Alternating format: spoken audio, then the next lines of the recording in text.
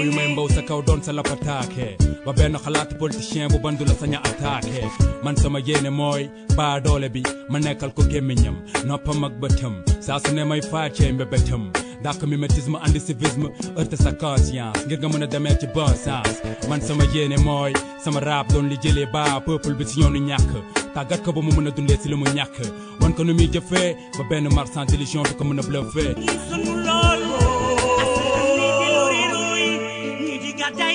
Momar Thiam, bonjour. Bonjour Bayouma. Alors, beaucoup de sujets en jeu.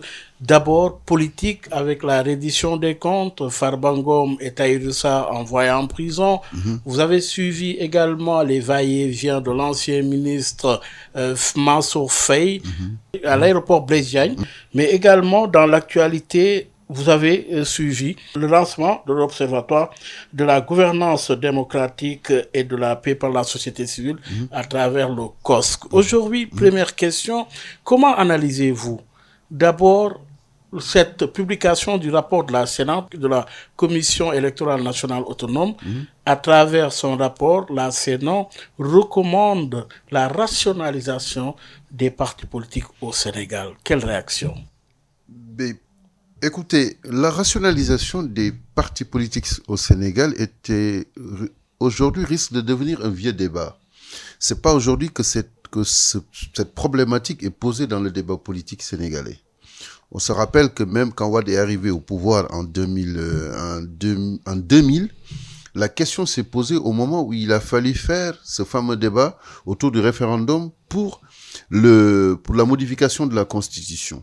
La question lancinante des partis politiques et plus précisément de la rationalisation des partis politiques s'est déjà posée.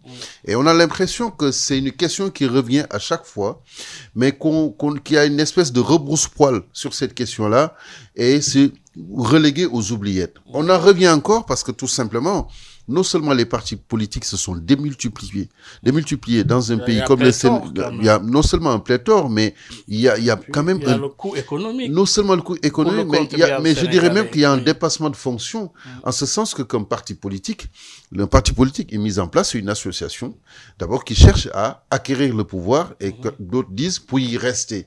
Mais c'est surtout chercher à trouver des solutions pour la collectivité. Mais on a l'impression qu'aujourd'hui, la politique est devenue un métier, de sorte que certains s'y engouffrent en créant des mouvements, en créant des associations, en créant des mouvements de soutien, et qui se transforment à la veille d'une élection quelconque en un parti politique, et viennent grossir les rangs des partis politiques.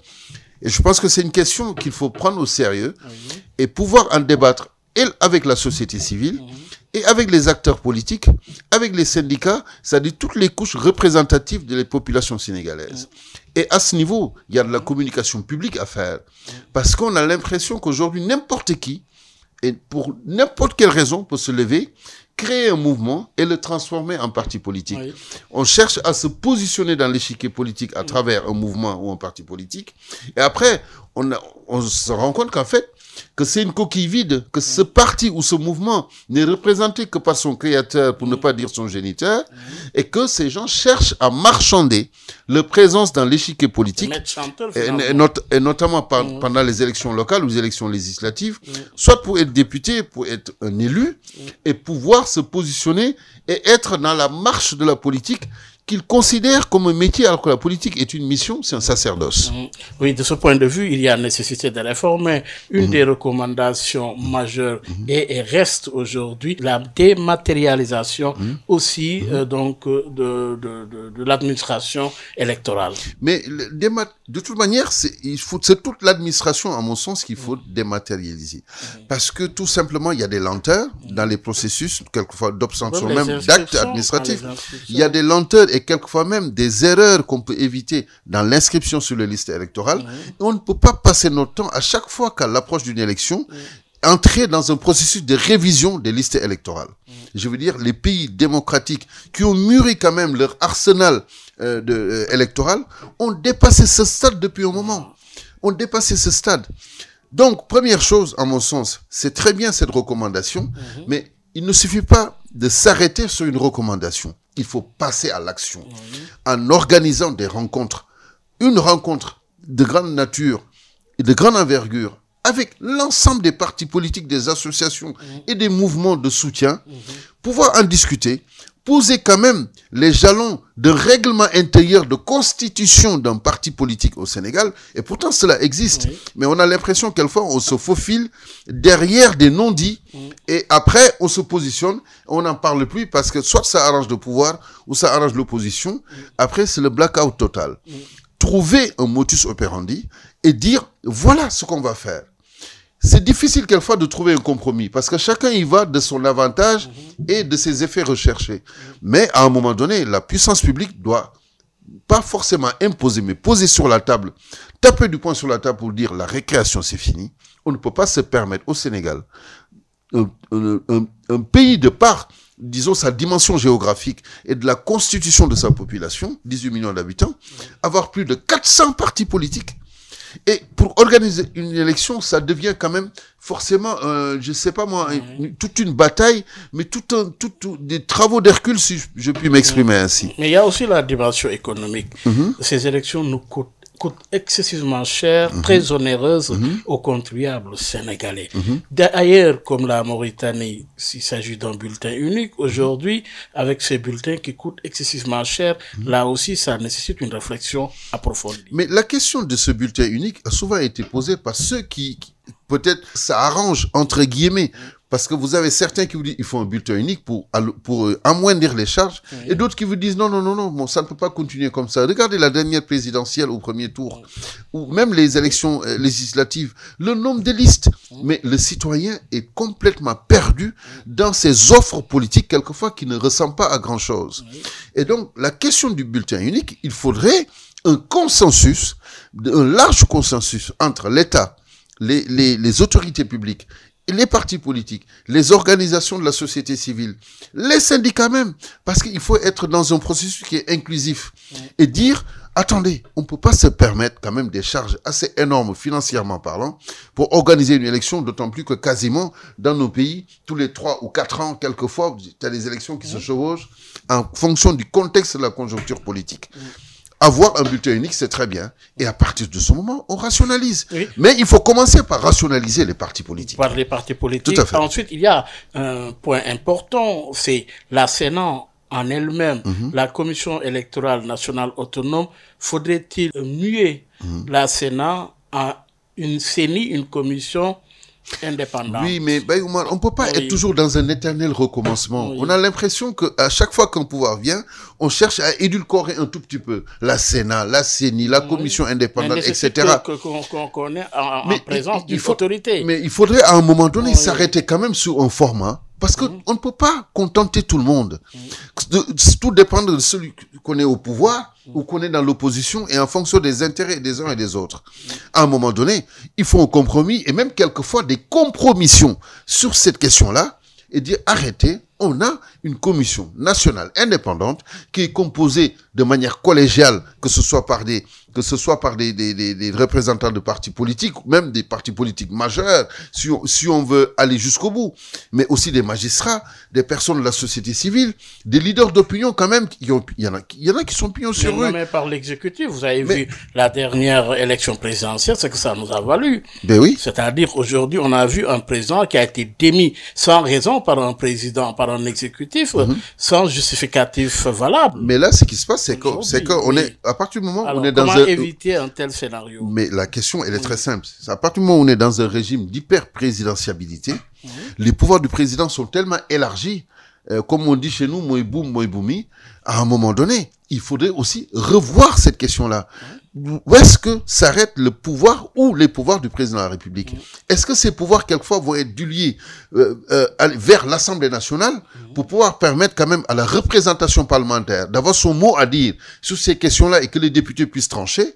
Ou est-ce que il faut réformer, mais en profondeur, les pouvoirs qui sont entre les mains du président de la République? Mais ça, c'est une autre question.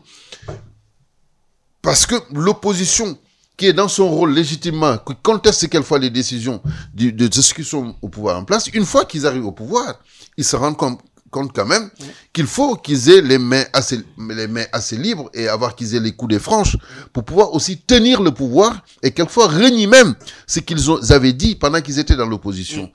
Et donc, il faudrait à un moment donné que cet aspect d'hyper-présidentialité, qu'on essaie de revoir cela. De quelle manière? Pareil, ça, il faut de larges consensus. Il faut des débats entre les acteurs politiques concernés, mais aussi la société civile, et s'arrêter sur un modus operandi et dégager des compromis et quelquefois des plages de compromission, mais pour le bien de tous. Vous l'avez dit, par quel canal, par quel moyen faudrait-il aller vers une révision de la Constitution ou par un référendum finalement? Mais vous savez, le référendum souvent est le mieux indiqué pour quand même trancher ces questions-là. Sauf que le référendum, quelquefois, se transforme à une élection pour ou contre un pouvoir. Malheureusement, si le débat est bien posé, avec un processus de communication publique qui le précède pour expliquer quels sont les enjeux, parce que quand même, on a des électeurs qui sont mûrs, qui ne sont plus des réceptacles, qui sont des acteurs de la société politique et qui sont des acteurs du débat politique. Il faut les conscientiser, il faut les amener à les convaincre sur le bien fondé d'une révision constitutionnelle pour pouvoir, quelquefois, plus ou moins, pas diminuer le pouvoir du président de la République, parce qu'il ne s'agit pas de cela, mais pouvoir épargner, si vous voulez, la marche de la chose publique par une mainmise grande quand même du président de la République. Voir comment certains pouvoirs peuvent être délégués à l'Assemblée nationale ou aller vers la primature et qu'on ait l'impression que les pouvoirs non seulement ne sont pas forcément partagés, mais qu'il y a un équilibre dans la gestion du pouvoir, pour éviter quelquefois justement ces écarts-là qu'on constate aujourd'hui. Momar Thiam, conseiller en communication, cas illustratif avec la loi d'amnistie. Il a été question d'une loi d'interprétation, la loi d'amnistie aujourd'hui. Que vous inspire une telle initiative de la part de la majorité présidentielle à l'Assemblée? Mais vous savez, la loi d'amnistie, la question a été posée sur la table de l'Assemblée nationale par le député Thierno Alassane Sall. Oui, rejeté. Et Thierno Alassane Sall, à partir du moment où il a posé cette question-là, il était en droite ligne de ce qui avait été promis par ceux qui étaient hier dans l'opposition et aujourd'hui qui ont les rênes du pouvoir. Et on a vu que le débat a glissé finalement vers une proposition de réforme partielle ou d'interprétation partielle.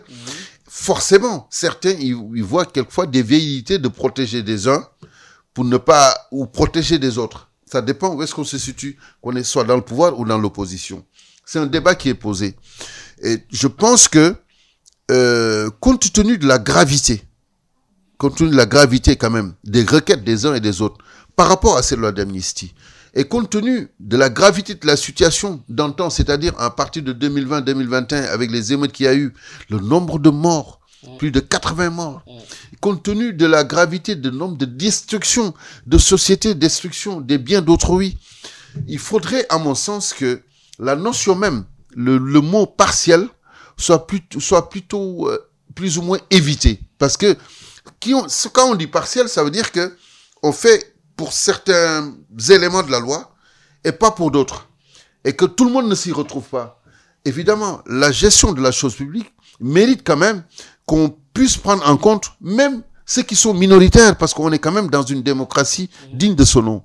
Donc, il faudrait quand même que l'opposition et le pouvoir puissent s'asseoir autour d'une table à partir de ce moment et discuter des termes et discuter du contenu justement de cette loi d'amnistie. Ça devait se faire en commission. Mais en commission, vous savez, en commission, à partir du moment où à l'Assemblée... C'est là-bas où le texte est débattu. Mais oui, mais en commission, à partir du moment où vous avez la représentation parlementaire, une large une majorité de ceux qui sont au pouvoir aujourd'hui, il y a forcément des suspicions. Et c'est un jeu de yo-yo, parce que quand les autres étaient là, à l'Assemblée, c'était pareil. Il y a forcément une suspicion d'une bonne partie de l'opposition qui est minoritaire. Mais il faut voir derrière cela, quel est l'intérêt aujourd'hui de revenir sur cette loi d'amnistie. Est-ce que l'intérêt de la collectivité y est? Est-ce que l'intérêt en termes de demande sociale y est? Est-ce que l'intérêt en termes de considération éthique y est? Pour que tout le monde y trouve son compte. Il ne faut pas que ce soit uniquement un débat entre politiciens. Il faut que ce soit un débat national.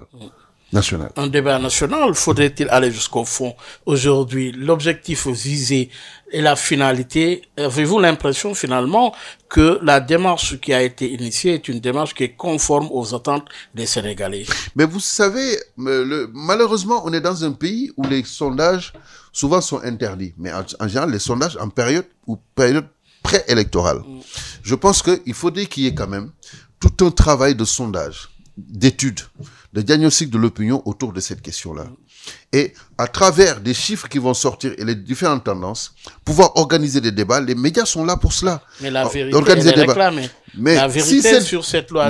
on a même l'impression que c'est une demande sociale. Oui. Pour ne pas dire une demande sociétale de la société sénégalaise.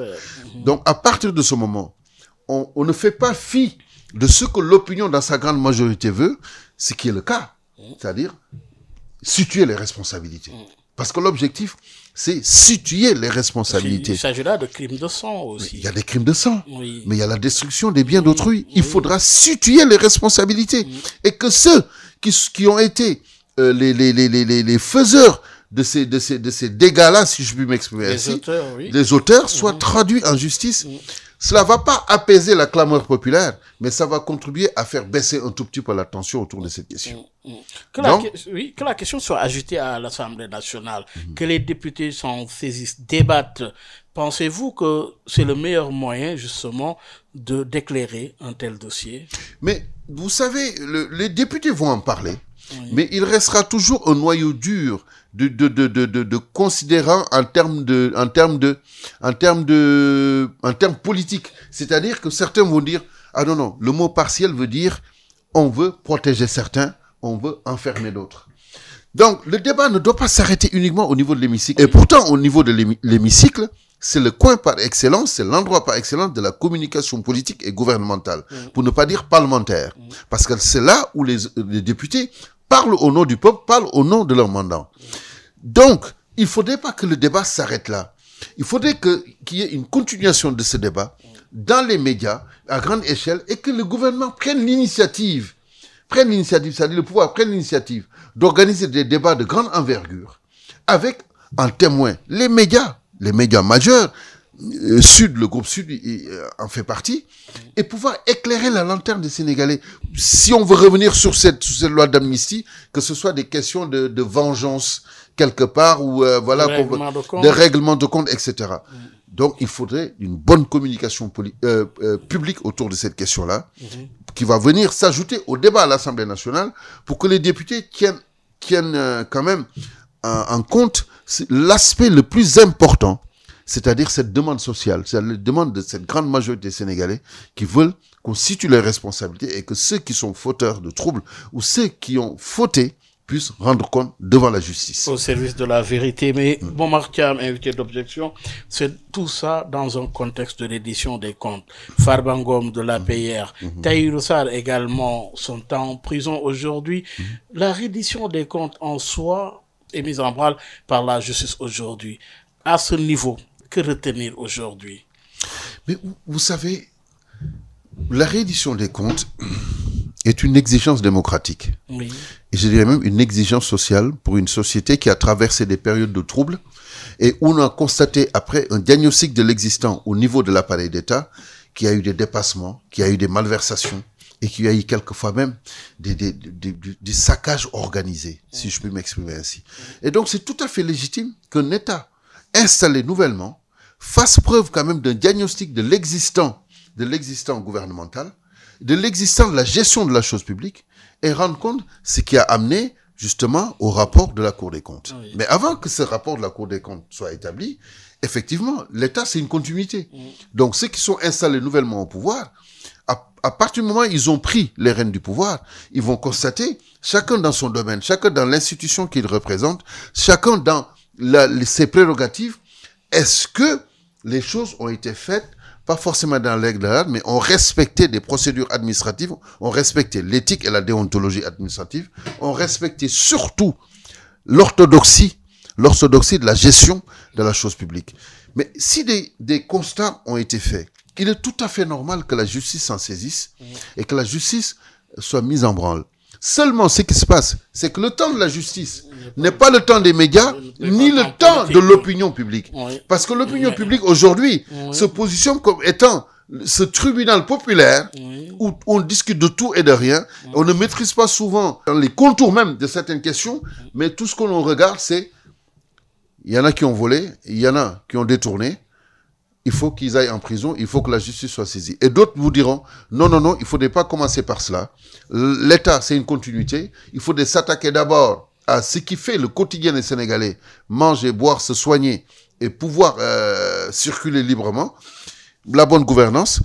Et pourtant, ça y est, c'est-à-dire le gouvernement travaille sur cette question, mais j'ai l'impression que la communication autour de la réduction des comptes l'emporte sur cette vraie communication qui devrait concerner le quotidien des Sénégalais, que ce soit la diminution du prix des denrées de première nécessité, que ce soit le respect de la voie publique, c'est-à-dire dégager la voie publique pour que les Sénégalais retrouvent le trottoir, comme j'ai dit, que ce soit aussi aller se soigner et être dans un établissement qui dispose de tous les outils nécessaires, de tout le plateau médical nécessaire pour pouvoir soigner les gens.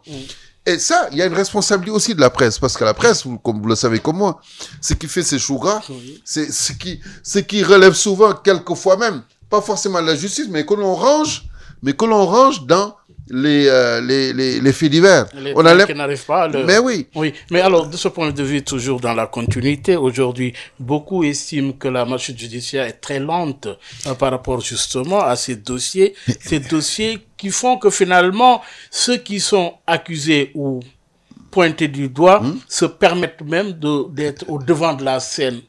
Mais attendez, mais c'est un combat. C'est un combat politique. Oui. Je vous ai dit tout à l'heure que le temps de la justice n'est pas le temps de l'opinion dans sa majorité et n'est pas le temps des médias. Mais la preuve, si on revient à l'actualité la plus brûlante, le cas de Mansour Faye. Oui. Mais Mansour Faye, il n'y a pas une décision de justice qui lui interdit de quitter le territoire. Il n'y a pas des allégations ou il n'y a pas une instruction en cours qui lui permettent de le mettre à la disposition de la justice. Et pourtant, la puissance publique s'affirme. Parce que c'est un acteur politique majeur, si vous voulez, de ceux qui étaient là à gérer le pouvoir de 2012 à 2024 et qu'il a eu à gérer des deniers publics et même au-delà. Et non des moindres. Et même au-delà, parce on se souvient quand même malheureusement de la période de Covid. Et toutes ces questions-là lui incombent à partir du moment où il était ministre en charge aussi de ces questions-là. Donc forcément, c'est pas que l'État soupçonne, mais vous êtes l'acteur principal. L'acteur principal qui peut éclairer la lanterne de la justice et au-delà des Sénégalais sur cette question-là. Donc l'État, de par sa puissance publique, s'arroge le droit de dire, écoutez, vous ne pouvez pas vous déplacer. Par le biais de mesures conservatoires. C'est des mesures conservatoires. Oui, c'est des mesures conservatoires. Ça, oui. Le cas de Mansour Faye n'est qu'un cas qui a éclaté comme ça, parce que peut-être c'est Mansour Faye, le beau-frère du président de la République, le frère de l'ancienne première dame. Mais avant Mansour Faye, on en a vu d'autres.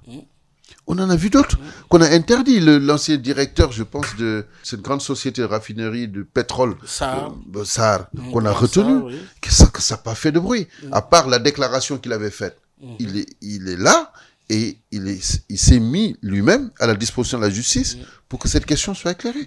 Vous avez d'autres cas qui ont été révélés par la presse sans faire de bruit. Et pourtant, avant ces cas-là, vous en avez d'autres qui sont indexés et par l'opinion dans sa grande majorité, et par les tenants du pouvoir en place, et qui sont partis bien avant que ces gens-là arrivent au pouvoir. Je veux parler de Mame Mbaye Niang, et je veux parler de Mamour Diallo, et peut-être d'autres, même l'ancien directeur de la Poste. Et je viens d'apprendre à Bissau qu'il est passé par Ziguinchor pour aller à Bissau, et de là-bas, il a pris l'avion pour aller au Canada. Tu vois, c'est pour ces questions-là que l'État, quand même, l'État est dans son rôle de prévention. La prévention de l'État, c'est pas uniquement à destination des citoyens, mais c'est à destination de ceux aussi qui ont eu à gérer des deniers publics et qui doivent être à la disposition de la justice, parce que il y a peut-être des instructions en cours qui font que on ne peut pas les laisser partir. C'est pas parce qu'on va les laisser partir qu'ils vont fuir. Ça se trouve, Mansour Faye, il allait partir et revenir. Parce que comme il le dit lui-même, il n'a rien à craindre. C'est peut-être son cri de guerre. Mais l'État est dans son rôle. L'État est dans son rôle. L'État prévient. Il fait de la prévention. Mieux vaut prévenir que guérir. Sans que cela ne puisse un peu déroger à la liberté de circulation. Mais vous savez, quand le président de la République se déplace, qu'il passe dans des artères de Dakar, mais on arrête tout le monde. Hein. On dit à tout le monde de vous arrêter. Le président, il passe. Hein. Et pourtant, vous avez dans certains pays, le président, il passe à vélo même. Vous allez au Danemark, vous allez en Hollande, au Canada. Les gens, ils se déplacent normalement. On peut aussi se poser ces questions-là. L'État, la puissance publique, c'est pas pour rien qu'on parle de puissance publique, est au-dessus de tout. Alors, dans le cadre d'une gouvernance vertueuse, il est question de plus en plus d'un lancement d'un observatoire démocratique pour la paix. La société civile, à travers le COSC, a lancé l'initiative avec justement des ambassadeurs de la paix. Finalement, la paix devient la finalité, mais comment y arriver dans un contexte de tension sociale? Mais vous savez, la paix, c'est quand même une recherche perpétuelle. Vous avez dans certains pays, on recherche la paix parce que ces pays sont en guerre. Vous avez dans certains pays, on recherche la paix sociale parce que vous avez des mouvements sociaux. Oui, comme c'est le cas au Sénégal.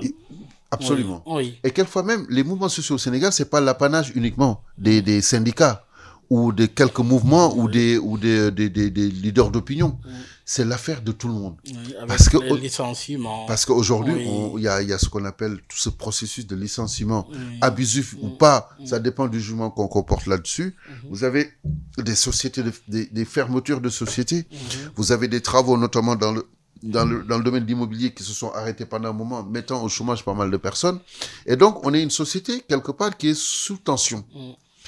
Ça peut être une tension latente, ça peut être une tension passagère, mais pour éviter que cette tension, quand même, arrive à son paroxysme, de sorte que les gens descendent dans la rue et, à la limite, ne s'identifient même pas aux syndicats, c'est-à-dire essaient de régler leurs problèmes eux-mêmes en brandissant des drapeaux rouges ou en voulant manifester dans la rue, il est primordial qu'un travail de communication à grande envergure qui est initié aujourd'hui par la société civile, avec l'ONG 3D, la société civile, l'ONG 3D, et même aussi d'autres ONG, soit quand même une réalité effective. Pourquoi réalité effective? Il faudrait pas qu'on s'assoie uniquement autour d'une table pour dire, voilà, il faut qu'on se parle, parce qu'on est une société démocratique, il faut qu'on communique entre nous, il faut qu'on essaie d'aplanir certaines questions, que l'État, quelquefois, fasse preuve quand même de plus de souplesse, et que les Sénégalais puissent comprendre qu'on est dans une période de transition qui est assez dure, parce que tout simplement, comme le disent les tenants du pouvoir aujourd'hui, ils ont trouvé une situation désastreuse, mais pour que cette situation-là soit rétablie et qu'on mette le pays sur les rails, il y a des sacrifices à faire. Oui, et comme j'ai l'habitude de dire, ces sacrifices doivent commencer par le sommet de l'État, commencer par le sommet de l'État, jusqu'aux députés, jusqu'aux directeurs de sociétés publiques, pour pouvoir quand même donner des gages de responsabilité et d'acceptabilité aux Sénégalais aux Gorgolus, comme je puis le dire, mais pouvoir en discuter.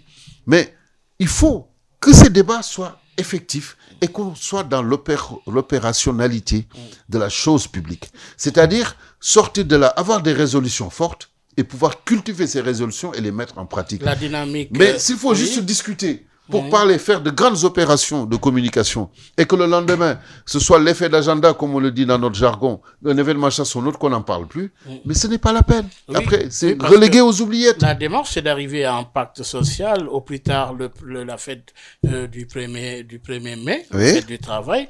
Au moins, l'objectif est lancé à ce niveau. Mais le gouvernement a quand même posé un pas assez, à mon avis, un pas assez important avec cette rencontre initiée avec les syndicats, la société civile, et certaines franges de la société, la primature. Je trouvais quand même que c'est une opération de communication, de débat et de dialogue et d'échange assez fructueuse.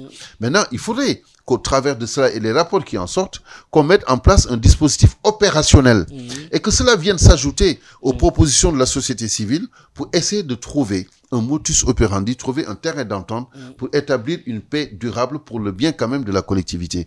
Parce que vous avez beaucoup de Sénégalais qui souffrent. Vous avez beaucoup de Sénégalais qui, aujourd'hui, même pour faire leur ndogu, quelquefois, tendent la main. On en voit tous les jours. Vous avez des Sénégalais aujourd'hui qui sont dans l'angoisse. Est-ce que je vais pouvoir garder mon travail? Parce qu'ils voient que derrière, qu'il y a des opérations de licenciement à grande échelle qui se préparent, justifiées ou non. Ça, c'est peut-être ceux qui le font, qui peuvent l'expliquer, mais il faudrait aussi des séances d'explication pour que les gens comprennent. Mais justement... Mais tout cela fait que le Sénégalais a besoin d'être rassuré. Rassuré. Il a besoin d'être rassuré. Mais par qui? Comment? Aujourd'hui, est-on arrivé à l'heure d'un État fort, capable de résoudre les difficultés auxquelles les Sénégalais sont confrontés? Mais vous savez, un État fort, c'est comme un chef de guerre. Oui. Il va pas dire « suivez-moi », il va dire « on y va ». Oui. Je donne un exemple. Et c'est là où je dis que le gouvernement, quelque part, peut-être aujourd'hui, manque de pédagogie de l'action publique. Parce que c'est le temps de l'action. Mais c'est le temps de l'action. Je m'explique.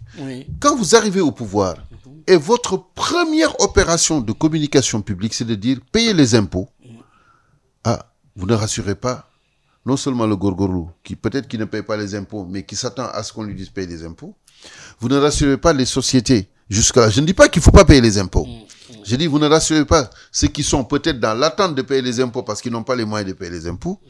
Et vous à la limite, vous faites peut-être peur à certains qui sont dans l'entrepreneuriat et qui se disent, oulala, on a en face, là je caricature un tout petit peu, un gouvernement ou un État constitué d'inspecteurs des impôts et qui nous commence tout de suite à nous dire, il faut payer les impôts. Mais avant de dire, il faut payer les impôts, il faut expliquer c'est quoi les impôts, à quoi ils servent et comment c'est réparti et comment ces impôts impactent sur notre quotidien, parce qu'on y construit des routes, parce qu'on subventionne peut-être des choses, parce qu'on fait de l'éclairage, etc., etc. On s'occupe de la voie publique, etc. Je pense que le gouvernement, c'est peut-être là où il a péché un tout petit peu dans sa démarche, par manque de pédagogie communicationnelle. Les gens venaient d'élire un nouveau pouvoir avec l'espoir grandissant de se dire les choses vont changer. Mais il faut que les choses changent d'abord de manière à impacter directement sur le quotidien des Sénégalais. Quand vous leur dites payez les impôts avec de grandes opérations de communication publique à travers les journaux, à travers la radio, à travers la télévision, là, les gens sont plutôt attentifs à nous dire de payer les impôts. On nous a même pas dit encore, on va diminuer le prix du riz, le prix du pain, le prix de l'huile, etc. Et qu'on va, le ticket modérateur qu'on va payer à l'hôpital pour se faire soigner sera diminué. On ne nous rassure pas. On sort la chicotte, si je puis m'exprimer ainsi. Et c'est là où je dis que il y a eu erreur dans la pédagogie communicationnelle du gouvernement. Je prends un autre exemple. Le gouvernement a dit, il faut que les propriétaires de deux roues, le moto, puissent soient immatriculés, ce qui est tout à fait normal. Et c'est une mesure que tout le monde salue. Mais si aujourd'hui, la plupart de ceux qui conduisent ces motos-là, ces tchak-tchak, d'abord ne portent pas le casque, prennent quand même des risques énormes dans la circulation, et quelquefois occupent même la voie publique ou même les trottoirs à la recherche des clients. Mais c'est aussi leur expliquer que d'abord, vous cherchez à avoir de l'argent, mais avant cela, vous allez payer d'abord pour vous immatriculer. Mais il y en a qui ne comprennent pas à quoi sert l'immatriculation. Et je pense que par pédagogie communicationnelle, ce gouvernement devrait d'abord, avec l'aide des collectivités territoriales, être dans des phases tests, Dakar, Ziguinchor ou Tambacounda, dire aux jeunes qui conduisent ces Jakarta, vous êtes des entrepreneurs. Parce que votre outil de travail, c'est ce moto-là. Et que ce moto-là, vous transportez des gens, donc vous prenez des risques et vous avez une responsabilité parce que vous transportez des gens. Il faut d'abord porter des casques, il faut qu'on puisse vous identifier. Mais pour cela, qu'est-ce que je vais faire? En accord avec vos mairies et avec vos départements, qu'est-ce qu'on va faire? On va mettre en place des programmes de formation à l'entrepreneuriat. L'ADER est là. Qu'est-ce que l'ADER peut faire? L'ADER peut financer cela. On va dire, on va prendre 1000 jeunes à Tambacounda, on va prendre 500 jeunes à Ziguinchor, on va prendre 1000 jeunes à Dakar, on va mettre à contribution et les écoles, et l'ADER, ou peut-être d'autres structures de financement de ce type, et on va vous former à l'entrepreneuriat pendant 15 jours. Oui. Et une fois que on vous aura formé, avec l'aide de la mairie, on vous donnera des casques, on vous donnera des gilets, et mieux encore, on vous ouvrira un compte où l'ADER va vous mettre pour commencer 20 000 francs qui va compléter votre immatriculation. Là, vous créez un engouement.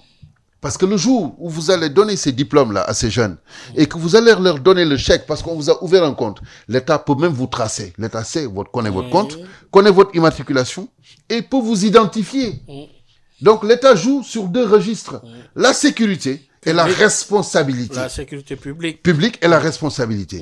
Et ça va faire effet boule de neige. Parce que quand vous allez donner à ces jeunes-là tout cet attirail-là, les autres vont dire, mais moi je suis partant. Et là, la machine est lancée. Oui. Aujourd'hui, en matière de gouvernance publique, quand vous imposez, vous faites toujours face à un refus qui édulcore un tout petit peu le bien fondé même de votre décision et qui fait que tout le monde ne peut pas suivre la preuve. Les jeunes demandent encore une prolongation de la période pour pouvoir le faire. Alors, ailleurs comme au Maroc, c'est la pédagogie de la communication. Absolument. Par l'illustration également. Par l'illustration, par l'exemple. Oui. Par l'illustration et par l'exemple. Oui. Moi, j'ai commencé à le faire à Ziguinchor, avec l'école que je dirige, MHD Institut. À travers les jeunes, je suis allé demander à la mairie de Ziguinchor combien de jeunes vous connaissez qui ont aujourd'hui, vous avez répertorié, qui ont des motos Jakarta. Au moment où je les demandé, ils étaient 3000. Je leur ai dit, il m'en faut 15 pour procéder justement à cette manière de faire que je vous ai décrit tout à l'heure, pouvoir les former à l'entrepreneuriat, gérer une comptabilité, faire de la communication, faire du marketing digital, parce qu'ils ont tous un smartphone. Vous utilisez un smartphone pour leur donner les outils de marketing digital pour pouvoir non seulement repérer comme on le fait avec Yango ou avec d'autres dispositifs de transport, vos clients, pouvoir vous tracer, d'accord, vous ouvrir un compte, vous faire votre comptabilité matière, et ensuite pouvoir dire demain, voilà ce que j'ai gagné. Et si je dois payer des impôts, voilà ce que je fais. Mais on a l'impression que la machine a été inversée. Justement, dans le même registre aujourd'hui, en matière de démocratie, de modèle démocratique, le Sénégal a encore beaucoup à apprendre. Non, le Sénégal a beaucoup à apprendre, mais le Sénégal a beaucoup à donner aussi. Oui. Parce que quand même, l'exemple du Sénégal, c'est pas pour rien qu'on dit que c'est la vitrine de la démocratie. Oui, mais la démocratie n'est pas, pas que politique. Non, elle n'est pas uniquement politique. La démocratie, elle est d'abord sociétale. C'est un fait de société. Et qu'il faut cultiver au quotidien. Parce que quelquefois, effectivement, vous avez des frictions, parce que certains pensent quand même qu'il y a 2 poids, 2 mesures. Ça dépend où est-ce qu'on se situe dans la hiérarchie quand même des statuts.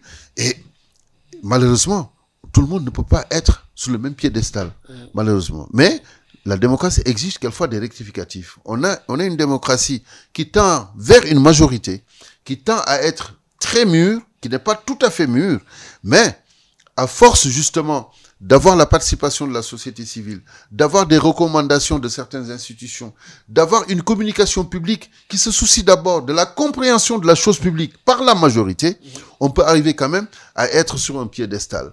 Chirac disait, je me souviens, j'étais étudiant à Bordeaux en première année de droit. Chirac faisait une visite à Abidjan et dans son discours sur la démocratie en Afrique avait dit que la démocratie est un luxe pour l'Afrique. Et je me souviens, on s'était tous rebellés sur le campus à Bordeaux pour dire qu'on va dénoncer cela, pourquoi on dit que c'était... Mais en fait, on a une démocratie qu'on a empruntée au modèle démocratique à l'occidental et particulièrement française de par cette copie de la Constitution française et qui, si tu veux, qui affronte un tout petit peu notre manière de faire, notre manière d'être, qui est plus basée sur le dialogue, sur le compromis et quelquefois des compromissions, avec malheureusement des petites failles ou des considérations religieuses, ethniques, confrères qui toujours rentrent en compte, de sorte que certains voient que c'est biaisé en fonction de leurs intérêts, en fonction de leur statut, mais il faut qu'on discute de tout cela. Il faut qu'on discute de tout cela par le biais de l'école, par le biais de l'éducation. L'éducation, la formation. Oui. Et surtout, la communication publique.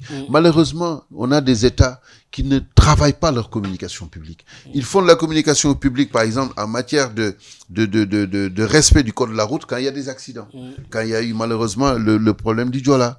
Quand il y a eu des morts. En période de crise. En période de crise. Mais la communication publique doit être l'apanage d'un État qui veut se faire comprendre et qui veut non seulement se faire comprendre, mais se faire respecter en tant que puissance publique. Ça doit être ce qui doit irriguer toute l'action de l'État pendant toute la durée d'un mandat. Je dis bien pendant toute la durée d'un mandat. En France, vous regardez à la télévision, vous avez par exemple des pages publicitaires que fait l'armée pour le recrutement de l'armée. Vous avez des plages publicitaires pour tout ce qui concerne le sport, pour malheureusement les gens qui fument ou les gens qui boivent. Vous avez toute une communication autour du respect des enfants, du respect de la femme, toute une communication. Et là, on met à contribution. Sur le marché, finalement. Mais oui, on met à contribution les médias et on paye pour cela. Et il y a moyen de le faire. Mais faudrait-il le comprendre? Mais non seulement. Non, mais je pense que j'ai l'impression que c'est pas leur priorité. Malheureusement. Alors que ça doit être ce qui doit irriguer l'action publique. Alors, Momar Thiam, expert en communication, oui, de ce point de vue, on a également constaté que c'est pas encore aisé dans la sous-région. Aujourd'hui, Embalo, est-on justement en train de vivre un cas, celui de Embalo dans la sous-région ouest-africaine? Vous savez, Oumar, la Guinée-Bissau, je peux en parler avec beaucoup d'aisance parce que la Guinée-Bissau, quand j'ai fini ma mission diplomatique et consulaire à la tête du consulat général du Sénégal à Bordeaux et que je suis rentré à Dakar en 2013, j'ai fait, en tant que consultant, la campagne de José Mario Vaz, qu'on appelait Jomav. J'ai fait sa campagne présidentielle, qui est victorieuse d'ailleurs. Et j'ai été émerveillé par une situation, somme toute, assez rare, dans un pays qui est habitué, si tu veux, à des crises, pour ne pas dire à la guerre ou au coup d'État. Très permanent. Le dernier jour de campagne, c'était en 2013, en mars 2013 ou avril. Les deux candidats, le candidat du PAIGC, qui était José Mario Vaz, Jomav, et le candidat de l'opposition qui était Nuno Nabian, qui a été premier ministre de Sissoko Embalo, étaient sur le même terrain, à ce qu'on appelle la place Imperio, et faisaient leur discours, leur dernier meeting de campagne. Ils étaient séparés par un cordon de sécurité de la police. Ça, j'ai dit, mais il est impossible. Et j'ai dit, quasiment impossible d'avoir ça. Peut-être au Sénégal, où à l'époque, vous pouvez avoir un Ablaye Wade là, et l'opposition ou le Parti social à côté. On a vu Ablaye Wade à la place de Centenaire là, et Abdou Diouf au stade Iba Mar Diop. Mais dans une même place, vous partagez la place et vous êtes séparés par un cordon de sécurité. Et à la limite, c'était plus festif qu'autre chose. Et là, je me suis dit, la Guinée-Bissau commence quand même à connaître une période plus douce, une période plus calme. La preuve, toute la présidence de José Mario Vaz, on n'a pas entendu de coup d'État, on n'a pas entendu de crise politique, de réelle crise politique, à part effectivement ce qui s'est passé à l'Assemblée nationale, puisqu'à un moment donné, il fallait changer la représentation parlementaire. Il y a eu des élections, il y a eu quelques bisbilles, mais pas le cas. Le deuxième cas, c'est en 2019, où j'ai participé comme consultant à l'élection de Omar Mbalo Sissoko. J'ai fait cette campagne-là. Et j'ai vu que la plupart des partis politiques qui étaient autour de Mbalo, sauf le PAIGC qui avait comme candidat Domingos Simões Pereira, mais tous ces partis politiques-là avaient créé une coalition pour soutenir Mbalo. C'est un peu ce qui se passe au Sénégal, qui a une élection présidentielle, et que ça s'était bien passé, que Mbalo a été élu démocratiquement. Maintenant, si vous avez toute cette période-là où vous avez un pays qui était habitué à des crises latentes, qui était habitué à des coups d'État, à des exactions en tout genre, jusqu'à que la CEDEAO puisse dépêcher une délégation, mais non seulement dépêcher quand même une armée qui est sur place pour surveiller le processus démocratique. Mais ce pays n'a pas le droit de retomber dans ses travers. Et malheureusement, aujourd'hui, Mbalo qui avait dit, c'est lui-même qui l'avait dit, qu'il ne serait pas candidat à l'élection présidentielle. Et pourtant, il peut être candidat parce qu'il a fait qu'un mandat. Il a tout à fait le droit, légitimement, d'être candidat. Mais il avait déclaré lui-même qu'il ne serait pas candidat, surtout sur insistance de son épouse et de sa famille. Et qu'il est revenu quelques jours après pour dire qu'il serait candidat parce que ceux qui le soutiennent ont dit que c'était leur champion. J'ai dit, il s'engouffre dans un processus de discrédit de la parole publique et de la parole politique, et que les vieux démons risquent de se réveiller. Et ces vieux démons-là continuent, si vous voulez, à être dans un processus de réveil pour la bonne et simple raison. C'est que certains soutiennent que son mandat est terminé depuis le 15 février, et que lui, il soutient mordicus avec l'appui de la Cour suprême, que son mandat se termine le 27 septembre, c'est-à-dire 9 mois après son élection effective. C'est ça qui est le nœud du problème entre lui et majorité de la classe politique constituée autour d'une opposition où vous avez aussi et les partis politiques, les syndicats, mais aussi la société civile, qui se sont regroupés autour de son ancien premier ministre, qui est Nuno Nabian, et qui dénonce cela. Raison pour laquelle il y avait une mission de la CEDEAO qui s'était déplacée pour essayer, c'est son rôle, d'arrondir les angles et de rencontrer les acteurs politiques. Malheureusement, quand cette mission est arrivée, lui, il était en déplacement en Russie, j'espère qu'on y reviendra, ce qui est tout à fait surréaliste d'ailleurs, puisqu'il avait dit qu'il allait en Russie, parce qu'il faut aussi qu'il ait son mot à dire dans la résolution du conflit avec l'Ukraine, alors qu'il a assez à faire en interne, notamment à Guinée-Bissau, et que lui, quand il est revenu, une fois qu'il les a rencontrés, il les a intimés menacés de quitter le territoire, parce qu'il semblerait qu'il n'était pas content du fait que cette mission-là avait rencontré Nuno Nabian et notamment les éléments constitutifs. Mais la CEDEAO n'a pas réagi jusqu'ici. Et c'est là où justement la CEDEAO a fait preuve de faiblesse. Timide quand mais même. D'autant plus qu'il a présidé la CEDEAO, je pense de 2020 à 2022 à février 2024, avant que le président actuellement élu du Ghana, du Nigeria, en prenne justement les rênes. Donc c'est un discrédit total, la CEDEAO. La commission avait même pondu un rapport pour expliquer cela, et ça a été largement repris par la presse. Et malheureusement, jusqu'au moment où on parle, la CEDEAO n'a pas réagi. La CEDEAO n'a pas réagi. Un président qui se comporte de la sorte, alors qu'il a présidé les rênes de la CEDEAO, qui fait fi de tout cela, de ce que représente la CEDEAO, même fragilisée aujourd'hui avec les éléments de l'AES qui font bande à part, et que la CEDEAO ne réagit toujours pas, je dis il y a un problème. Il y a un gros problème. Il y a un problème, et finalement, le cas Bissau-Guinée, par rapport au Sénégal, reste un problème assez sérieux. Non, c'est un problème épineux, parce que la Guinée-Bissau... Quelle doit être l'attitude du Sénégal? Mais vous savez, le Sénégal est un des partenaires majeurs, pour ne pas dire le partenaire majeur qui tend toujours la main à la Guinée-Bissau. J'en veux pour preuve que quand il y a des événements majeurs, des événements sportifs majeurs comme la Coupe d'Afrique, c'est le signal de la RTS qui est partagé en Guinée-Bissau. Vous êtes bien placé pour le dire. Oui, tout à fait. Et quand des problèmes se posent en Guinée-Bissau, souvent ça fait tache d'huile au Sénégal parce que nos frontières sont très très proches à travers la Casamance. Et vous avez aussi la Guinée-Bissau qui joue un rôle majeur dans la résolution ou la recherche de solution du conflit entre le MFDC et l'État du Sénégal. Donc, on n'a aucunement intérêt à que la Guinée-Bissau sombre et que la Guinée-Bissau tombe aussi dans ses vieux démons. Et donc, j'en appelle à la responsabilité non seulement du président bissau-guinéen, Omarou Embalo Sissoko, qui est jeune et qui a le temps de se faire comme il faut. Il a tout à fait le droit de se présenter pour un second mandat. Mais je pense que les délais. Mais je pense qu'en tant que ancien président de la CEDEAO, qui a cherché à trouver des solutions, à apaiser des conflits, il faudrait qu'il fasse preuve de responsabilité en rencontrant l'ensemble des acteurs politiques et surtout de l'opposition, à discuter carte sur table et à trouver quand même le moyen d'avoir un compromis ou des compromissions pour trouver une date. Parce qu'il a fixé unilatéralement une date au 30 novembre, ce que conteste l'opposition. Et je ne pense pas aujourd'hui que compte tenu du braquage de l'opposition sur ces questions-là, et même de l'exil de Domingos Simões Pereira, qui préside aux destinées du PAIGC à Lisbonne, et qu'il continue de faire de la sorte, et qu'ils arrivent au moment de faire des élections, et que ce soit des élections assez paisibles.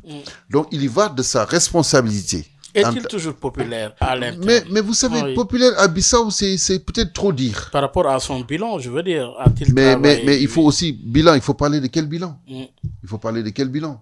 Parce qu'en général, les bilans, on les mesure tout souvent à l'aube quand même d'un mandat, que ce soit au niveau des infrastructures, au niveau de l'éducation, au niveau de la santé, mais au niveau de l'éducation. Vous aviez souvent des grèves, même s'il a cherché à trouver des solutions, en trouvant des moyens financiers pour régler les salaires des enseignants et que ça s'est assoupi un tout petit peu. Mais vous avez aussi le front social qui est en ébullition. Et que donc, forcément, même s'il a un bilan à défendre, ce serait très, très difficile. Ce serait très difficile. Donc, je pense qu'il y va de sa responsabilité, de s'asseoir autour du table avec les acteurs politiques concernés, les syndicats, la société civile ait trouvé quand même un compromis sur la date des élections. Et que la CEDEAO aussi fasse son travail. La CEDEAO, il faut que pour plus de crédibilité, pouvoir dire la récréation, ça suffit. Voilà ce qu'il faut qu'on fasse. Mais on a l'impression qu'il défie la CEDEAO après avoir présidé les décisions de la CEDEAO et que la CEDEAO reste muette. C'est vraiment le bouche cousue et que regarde faire. Mais le Sénégal ne doit pas regarder faire. Je pense que la diplomatie sénégalaise devait redéployer à ce niveau-là, faire en sorte de le ramener à de meilleurs sentiments et qu'il écoute. Il écoute son opposition et qu'il écoute surtout ses concitoyens. Parce que si vous avez un Mballo aujourd'hui qui dit qu'il est candidat et qu'il fait de la gesticulation diplomatique en allant voir Poutine pour et lui-même il a dit il a pris le train, il voulait aller voir à la frontière avec l'Ukraine. Mais vous qui êtes spécialiste en communication, quelle perception cela vous donne? Ça va faire peur ou... Non, c'est de la gesticulation médiatique. C'est de se donner un crédit à l'international en allant voir les grands de ce monde, à commencer par Poutine. Poutine est mon ami. Et que même il y avait une déclaration qui a été relayée par l'AFP pour dire que Poutine souhaiterait qu'il soit réélu à la tête de la Guinée-Bissau. C'est peut-être ça qu'il cherchait. Politiquement et légitimement, on peut le comprendre, parce qu'il est candidat. Mais je me dis, quand vous avez un pays en trouble, quand vous avez un pays instable et politiquement instable, où les problèmes sont là, alors mais essayez quand même de balayer devant votre porte, au lieu d'aller vouloir chercher des solutions pour l'Ukraine qui sont déjà loin de nous, même s'il y a des effets induits, s'il y a par ricochet quelques conséquences, ne serait-ce que par le blé, l'importation de blé, etc. Après, parce que lui-même, il a dit qu'il doit aller aux États-Unis, il veut peut-être rencontrer Trump, parce qu'on veut s'afficher avec les grands de ce monde pour dire, regardez ce que je représente, regardez l'image que je donne à la Guinée-Bissau, la Guinée-Bissau est mieux reconnue parce que je suis reçu par les grands. Mais attention, c'est les peuples qui décident. C'est pas Trump ou Macron ou même Poutine qui va mettre le bulletin à l'urne. C'est les électeurs bissau-guinéens. Au finish, seuls les électeurs décident. Exact. Entre la légitimité et la légalité. C'est à la légitimité, justement, de triompher au soir d'une élection par le peuple. C'est la légitimité populaire qui doit primer sur la légitimité médiatique. Merci beaucoup, Momar Thiam. Merci à vous. Ça a été encore une fois un plaisir. Merci encore une fois de nous avoir suivis. Excellente suite sur la 98.5 dans une poignée de secondes. Place à El Hadji Malick Ndiaye et son invité. Merci de nous avoir suivis. mbow yu may mbow sa kaw doon sa lapataake ba benn xalaat politicien bu bandu la saña attaqué man sama yéene mooy baa doole bi ma nekkal ko gémmiñam noppam ak bëtam saa su ne may faacee mbébétam dak mimétisme andi civisme heurte sa conscience ngir nga mën a demee ci bon sens man sama yéene mooy sama rap doon li jëlee baa peuple bi si ñoonu ñàkk tàggat ko ba mu mën a dundee si li mu ñàkk wan ko nu muy jëfee ba benn marchand d'illusion du ko mën a bluffé